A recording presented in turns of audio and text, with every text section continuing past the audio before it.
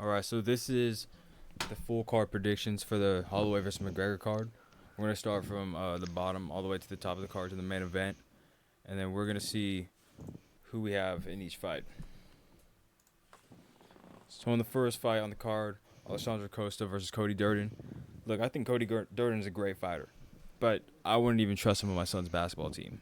So, nevertheless, as a UFC fighter on my parlay, I would never trust him, not even if it was a layup towards him.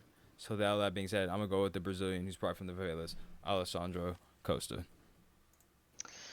All right, so next on the card we have Gandra versus Reason. Now, Gandra, that sounds like an STD you could get. Okay, I don't know if I just haven't been explorative enough to get that one yet, but it sounds like it could be on the cards for me. And he's like a Reese's peanut butter cup, so that means he's probably a little pudgy coming up because he's literally a piece of candy. And Reese with Reese here in this one.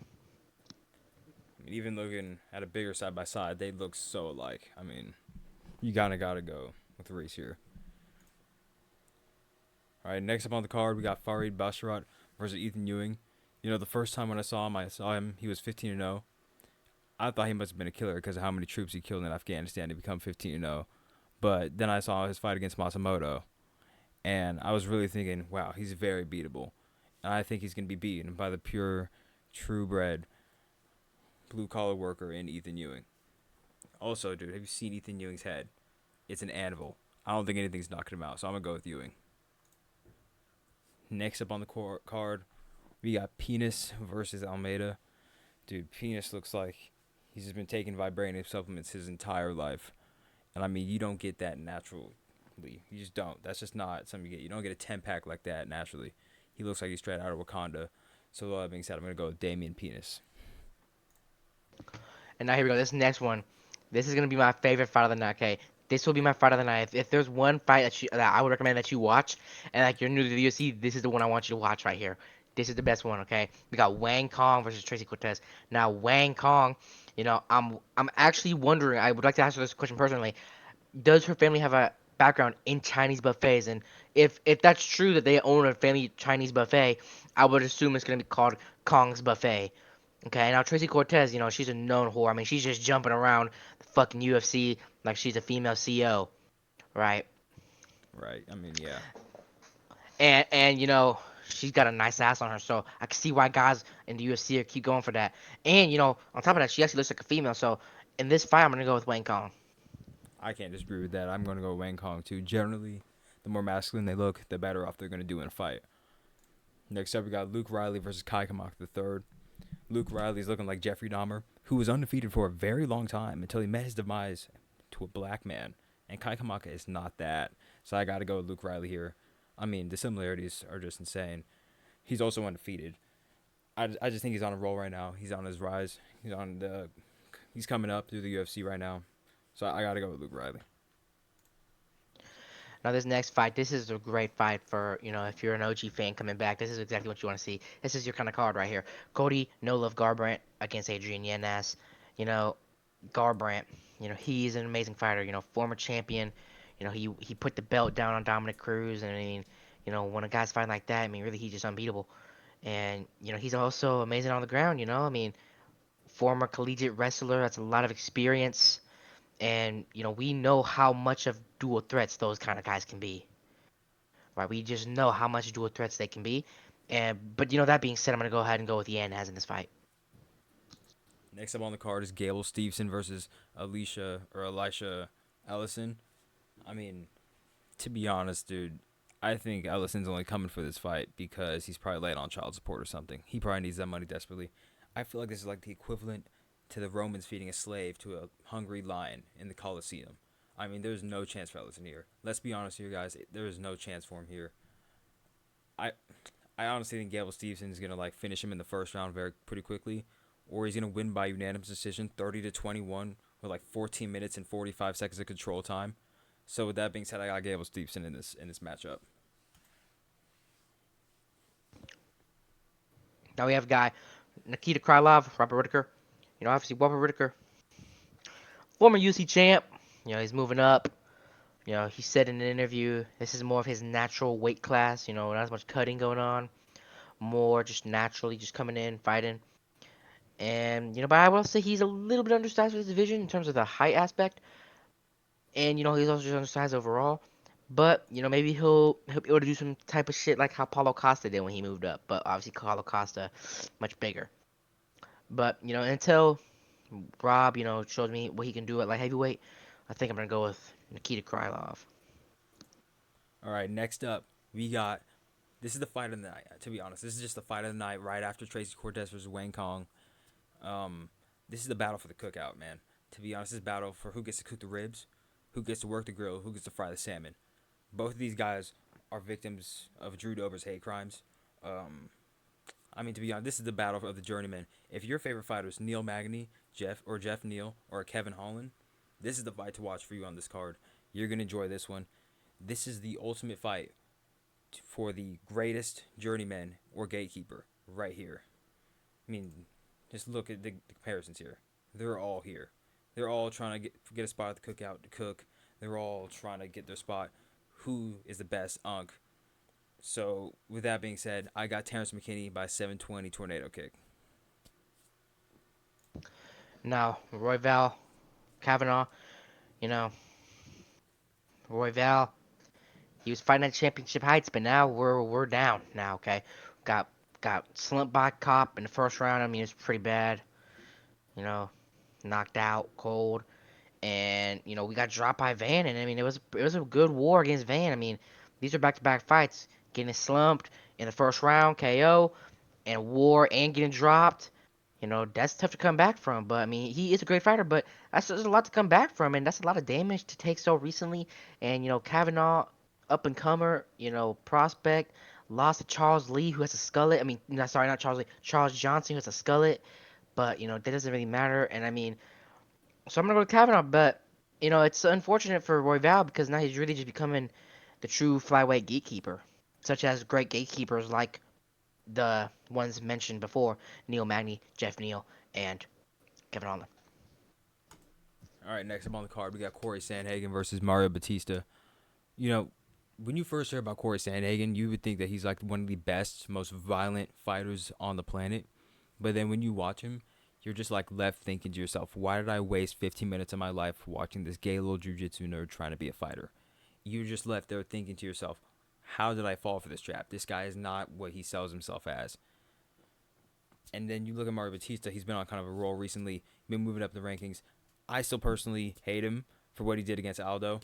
I hate that. I hate what he did against Aldo. But against Corey Sandhagen, I have him in this fight. So I'm going to go with Bautista by spinning elbow to the back of the head, and then O'Malley by a Showtime kick.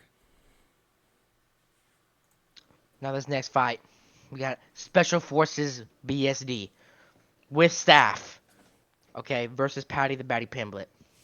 Now BSD, he will have an advantage here because first of all he doesn't take any showers and he has staff again. Dirty little Okay, Frenchman. yeah, exactly. They don't shower over there, I guess. And but this is why it's to his advantage. Okay, he doesn't shower, so he's probably stinky. So Patty's gonna be trying to to shuffle out of there to circle out of the pocket. And if you saw BSD's fight against Favola, jeez man, that head kick right to his fucking dome. And I'm just foreseeing that happening because when Patty circles out, I mean, he is literally his posture. It's like he's sticking his ass out with his face. I mean, his chin is Literally. just out there. His chin is a hanging piece of fruit from a freaking peach tree. His I mean, torso it is is like a just out C. there. The way his chin hangs out over his front foot. Like, It is and he horrible. has a Literally. huge face, big Also, target. So I don't know how good his chin's gonna be. He's gonna have a pretty tough weight cut coming in this fight. I mean, you can even see the picture struggling to come in, dude. It's a lot of weight to hold down. It's gonna be a pretty tough weight cut coming into this fight. It looks like he's gaining a lot of weight, so we'll have to see how that chin holds up, man. so don't be surprised if BSD just decapitates Patty. And then after Patty's on the ground, he's gonna do a Bryce Mitchell and go into diabetic anaphylactic shock, and then into a coma shortly after. But honestly, if BSC doesn't knock him out in like the first or second round, I could see him just holding him on the ground, molesting him for about 5 rounds. I could see that happening. Just a dominant fight from BSD. I don't think Patty And Pimblett's gonna win this, but I'd be shocked if he did. And Patty's got some poor wrestling. I mean, he was getting held down for parts of that first round by Michael Chandler. So I don't like your chances against BSD. But Iron Mike, I mean, he is one of the most skillful fighters in the UFC to ever touch the octagon. So maybe that's not as much of a knock on Patty as Yeah, I people mean, think. Michael Chandler is very skilled. You can tell by his experience in the cage. He's one of the greatest of all time. You know, he had his career robbed from him in a sense. I have my thoughts on that. That'll be in another video. But I don't know how to take that, if that's a bad thing or a good thing. But, I don't really know. But I got BSD winning this fight. On to the main event, Conor McGregor versus Max Holloway. See, Conor McGregor has been out for 5 years. He's been on the sauce. He's been puffing some snow, and he's been drinking heavily. I don't know how well that's going to help him in this fight. But to be honest, Holloway's a great striker. But You potentially know, an even greater striker in Sean O'Malley, who's in an open relationship. So all I'm saying is that if Max opened up his relationship, he would have been a much more improved striker, and maybe would have beaten Volkanovski one of the 3 times. I'm just saying. But and one of the great benefits of being in an open relationship is that you don't get bored. yeah, you're you're never not inactive. you're not just going into the same. Squirrels, they don't always go into the same tree every day, so you're not always going into the same tree like a squirrel. Sometimes You're getting sometimes new you just looks need a every new day. change of Getting new scenery. looks. Exactly, you get new looks, and that's one of the maybe if Max would have been doing that against Volkanovski, maybe he would have been able to give Volkanovski a different look one of the 3 times, and maybe he would have been able to come out victorious. But unfortunately, he wasn't able to do that, and yeah. So maybe he could think about that as a potential option for his fight against McGregor. I mean, also, I mean, we talk about Max Holloway. His chin has been getting exposed the more and more he's moved up in weight. Featherweight, he had a granite chin until Ilya. Lightweight, we've seen him get dropped by almost everybody at lightweight. So Conor McGregor may be able to catch him in like the first round, maybe, but I don't know if 5 years off is going to let you do that against an active Max Holloway, especially when he's not going to have to cut weight. Will it help Max or will it be his detriment? I don't know. He might have too much weight on him and it might slow him down. Maybe the cut helps him a little bit. I don't know. But I think Max's chin, it's probably going to be a little worse than it is at lightweight just because these guys are a lot bigger. McGregor's looking huge coming into this fight. So, I mean, with all that being said, I still have Max. I think it's going to be a domination. I think about 49-46. I think the first round is going to be, the first half is going to be McGregor. We're going to be like McGregor's back, and then Max is going to turn up in the second half of the first round, and then it's going to be a domination from there on out. Like Calvin Cater, he could TKO Conor McGregor. I would not be surprised if that happened. And also, I wouldn't be surprised if Max Holloway comes out with a strong strategy of leg kicks. We obviously saw that that was the great effect used by Dustin Poirier in his fights against Conor. And Conor, he struggles with his cardio and his legs can really get chopped down. So expect those potentially from Max, and Joe Rogan will definitely let you know when those are happening. Oh yeah, Joe Rogan will be having orgasms over them. He will be letting you know when they're happening. I would not be surprised if Max Holloway uses those oblique kicks. The ones he used against Ilya. I'd be using those too against McGregor. I'd be surprised if McGregor came out in a karate stance. That would be fun to see if he did. And also it'll be a treat to see what McGregor chooses as his walkout song. Is he gonna go with Foggy Dew into Notorious, or is he gonna do Return of the Mac? These are just questions that we're gonna be having up until the main event. I mean, if McGregor's coked up, I have McGregor all the way. Yeah, I would have him to agree. I mean, if he's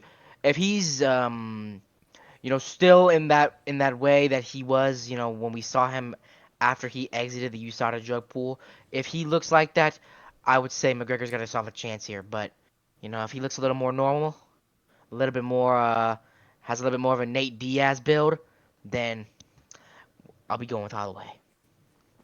All right, so I believe that concludes the picks for the full card, the Conor McGregor Max Holloway card. Make sure you like, subscribe. That's pretty much it.